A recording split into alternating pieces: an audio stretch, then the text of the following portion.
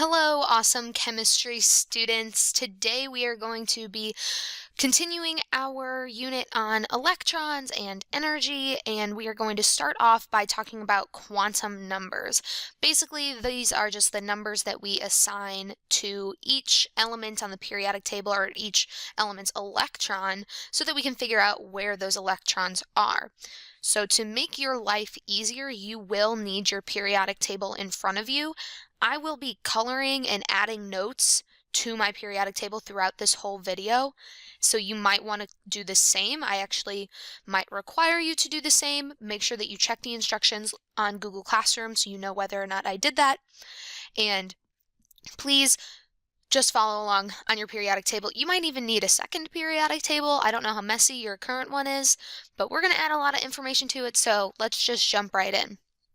Let's start with the principal quantum number.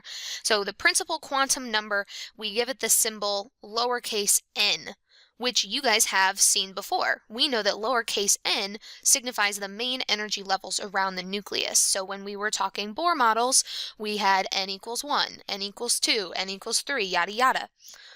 Well, those numbers, those energy levels, are also reflected on the periodic table.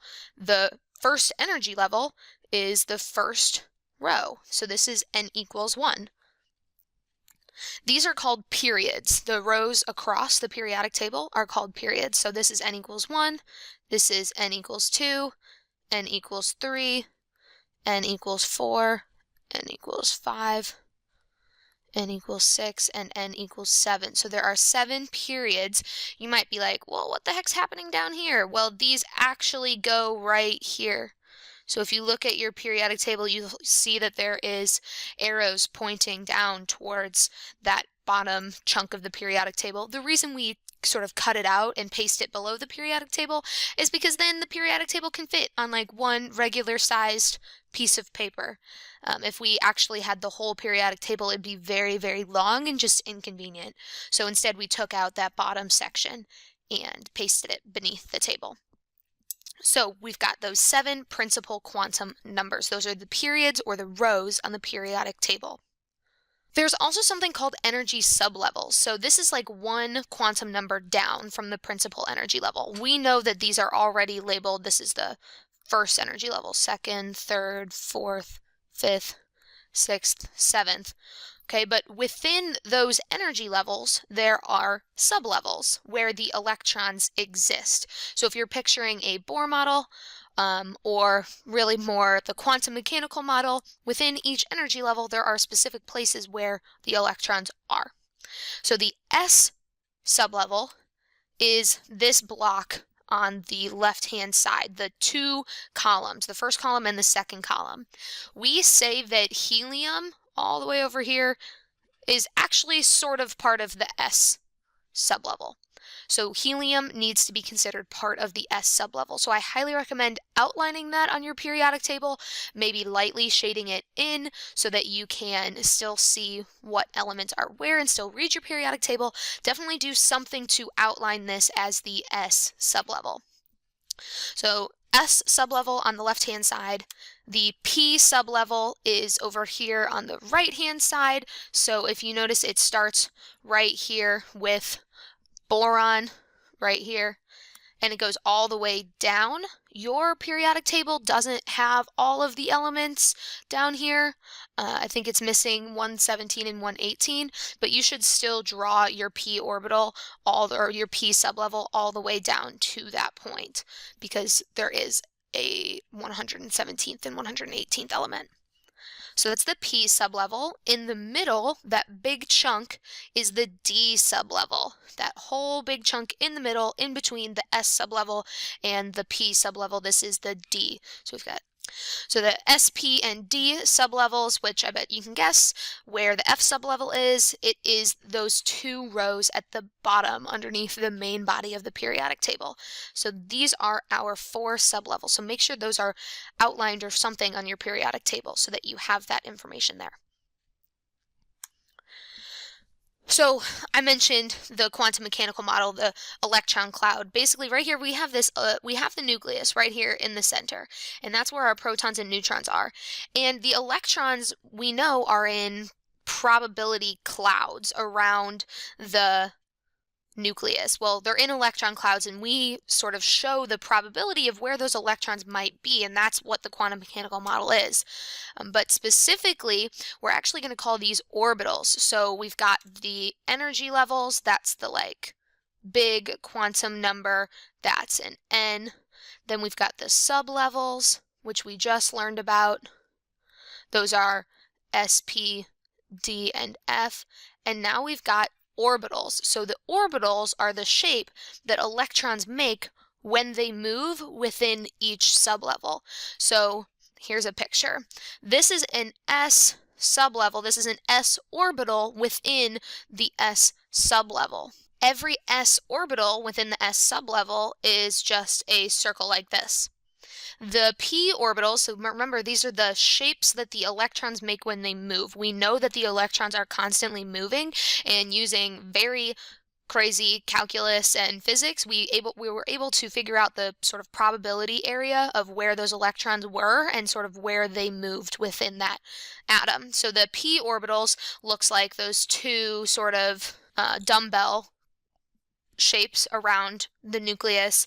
The d orbitals get more complicated, and the f orbitals get extra complicated. So if we think about what we know about the periodic table, I mean, we can go back and we can look. The d orbital is huge. It is like way wider. It has way more electrons in it than the s or the p, and the f is even longer. So it makes sense that on these pictures here, we would have more orbitals and more areas for electrons to move within, because the F gets way more complicated. The thing is that you do not need to know these shapes of the orbitals. You need to know that they make these shapes and that it gets complicated, but you won't need to know much more than that unless you continue taking chemistry classes in college or if you take AP chemistry. So just the fact that you know the shapes of the orbitals exist and that electrons move within orbitals and that's how we know their shapes, that's good enough for me. Because we can really simplify those shapes. Having to draw those shapes and label where the electrons are can get really complicated. So we can simplify it with an orbital diagram. As I just said on the previous slide, those orbitals are the physical space around the nucleus where the electrons are, and they take the shape that the electrons make when they move. Each orbital can hold no more than 2 electrons, and they spin in opposite directions. This is very, very, very important. Each orbital can hold no more than 2 electrons. So if we look back on the previous slide, right, this s orbital can have 2 electrons in it. This p orbital can have 2 electrons. This p orbital can have 2 electrons. This p orbital can have 2 electrons. So total, the p sublevel can hold 6 electrons. The s orbital can hold 2 electrons. Right? There's 5 d orbitals. They can each hold 2, so this can hold 10 electrons. F can hold 14 electrons. Right? We're going to keep talking about this and labeling it. So each orbital can only hold 2 electrons maximum. It can also hold 0 or 1, okay, but it can hold no more than 2. And electrons spin in opposite directions. This is to minimize the energy, because we know that electrons and everything wants to be as stable as possible. So if the electrons are spinning in opposite directions, then they aren't interfering with each other as much. Remember, electrons are negatively charged, so those 2 electrons in that one orbital do not want to be by each other. Like charges repel. So they spin in opposite directions to minimize that energy and to minimize that repulsion. We can simplify those orbital shapes from the previous slide with boxes, and we will use arrows to represent electrons. And I'll show you what I mean on the next slide. Here's that part where I just said, right, each sublevel has different number of orbitals and therefore holds a different number of electrons. So you do need to know this, right? You do need to know these numbers here, but I'll point out on your periodic table how you can figure out those numbers. So this is your periodic table here, right? We know this is the S sublevel, this is the P sublevel, this is the D sublevel, and down here this is the F sublevel. I told you that the S sublevel can only hold 2 electrons. Look, 1, 2. 2 electrons in the S sublevel. The p sublevel has 3 orbitals. It can hold 6 electrons. If we count 1, 2, 3, 4, 5, 6. Okay, so those 6 electrons, right? The p orbital, p sublevel can hold 6 electrons in its 3 orbitals. The d sublevel, I bet you can guess where I'm going with this. I told you that it can hold 10 electrons in its 5 orbitals. 1, 2, 3, 4, 5, 6, 7, 8, 9, 10. Same thing with F. 1, 2, 3, 4, 5, 6, 7, 8, 9, 10, 11, 12, 13, 14. So the F sublevel has 7 orbitals. Each orbital can hold 2 electrons. So total, the F sublevel can hold 14 electrons. So let's go back to what I was talking about, how we can model these orbital shapes with diagrams. Basically, here is an overview of what that orbital diagram might look like. It's all about energy. Okay, so low energy is down here, high energy is up here. We know from when we were drawing those condensed Bohr models, those atomic structures, that we always wanted to fill the lowest energy level first. And I told you the first energy level can hold 2 electrons. That's because it's an s sublevel. It only has 1 orbital, so it can only hold 2 electrons. Right? So we can show the electrons with oppositely pointed arrows. So one's going up and one's going down. Remember, I said they have to spin in opposite directions. I told you the second energy level can hold 8 electrons. Well, here you go. There's 4 orbitals. Each one can hold 2 electrons. That's 8. Same thing moving on, right? So again, each of these gets filled from the lowest energy level to the highest energy level because we want our atom to be in the most stable state possible, that ground state. What I do want to draw your attention to is that something weird happens when we get to that 4th energy level. You'll notice that the 4th energy level actually starts before we finish filling the 3rd energy level. And that's something that we will talk about, and I'll point out to you what that looks like on your periodic table. But it's just something to take note of right now. So here are the rules for filling our orbital diagram. So I recommend pausing the video, writing down all of these definitions because I am going to refer to these rules, but really all of them are about minimizing the energy. So the off-ball principle, that's just saying lowest energy levels before higher energy levels, which we already knew, right? We're going to fill lowest energy level 1, then 2, then 3, then 4. Hund's rule says that every orbital in a sublevel is singly occupied before any orbital is doubly occupied. So what that means is if we have a p, this is a p sublevel because there's 3 orbitals, we're going to put 1 electron in each box or in each orbital before we ever double up on any electrons. And that's because, again, we're trying to minimize that energy, and we know that electrons repel each other. So I don't want to double up on my electrons unless I absolutely have to. The Pauli exclusion principle then, that says that the electrons have to have opposite spin, like I showed here in that diagram, and that's again because the electrons repel each other. So if they are spinning in opposite directions, they will have less interaction and it's overall less energy. So let's actually go through some examples with these orbital diagrams. Starting with hydrogen. So hydrogen is right here. Okay, so it's in the 1st energy level, it's in the S sublevel, so I'm going to draw 1 box here. This is my 1s orbital. There is 1 electron, because hydrogen has 1 proton, so it has 1 electron, so I fill the lowest energy level first. There's only 1 low energy level, so I put 1 electron in the orbital, and I'm done. That's the orbital filling diagram for hydrogen. Helium is pretty similar, right? It's technically in the S sublevel, so we say 1s, but helium has 2 electrons. So I first put 1 electron in the box, okay, and then I put the 2nd electron facing the opposite direction. Now on to carbon. Carbon is over here, it is in the P sublevel, right? It's in the second energy level. So I'm going to draw all of those boxes up until that point. I know that it's going to fill the 1s because we're just going to travel like left to right, top to bottom on this periodic table. So there's the 1s, then I fill the 2s. Sorry for the bad boxes. This is very difficult. And then carbon is in the 2p. So again, I told you the s sublevel has 1 orbital. The p sublevel has 3 orbitals. Okay? Carbon has 6 electrons total.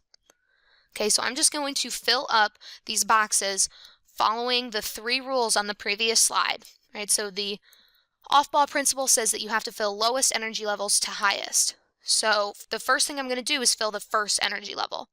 So I put 1 electron up, and since I still have to fill in the first energy level before going on to the second, I'm going to go ahead and put my second electron down. Now I'm in the second energy level.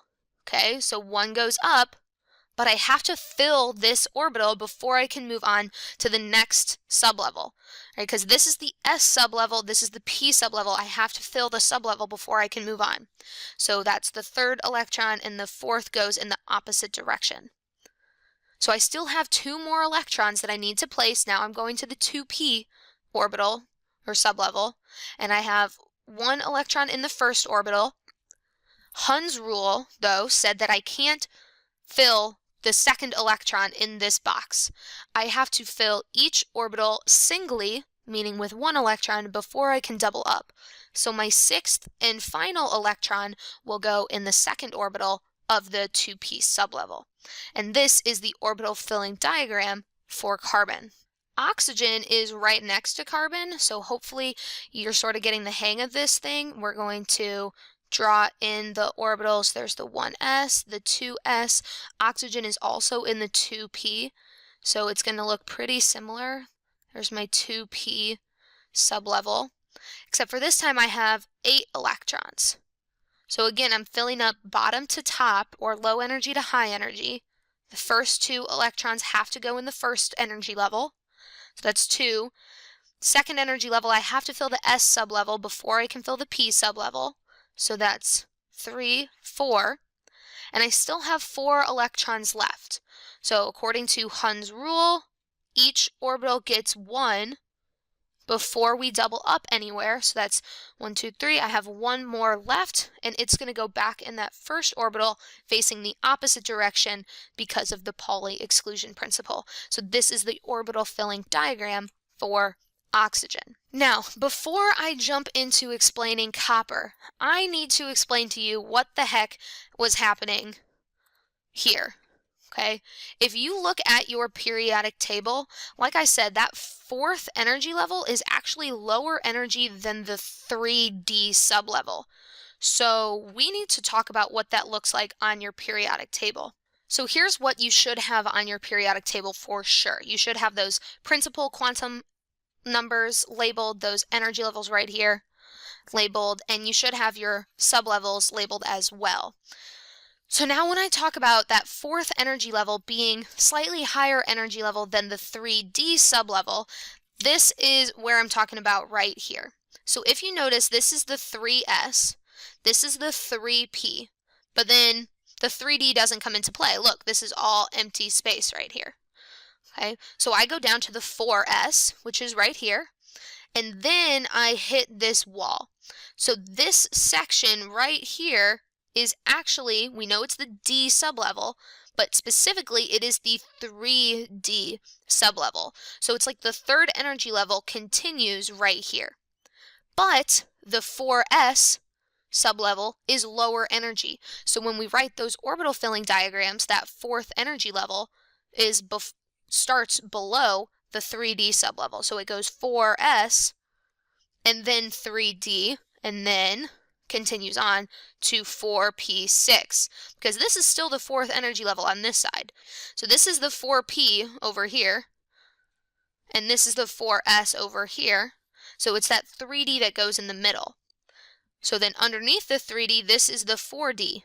Okay, but the 4D will come after the 5S. I'm sure you can sense what's going to happen next. This is the 5D This is the 6d. Okay. So the 5d is higher energy level than the 6s.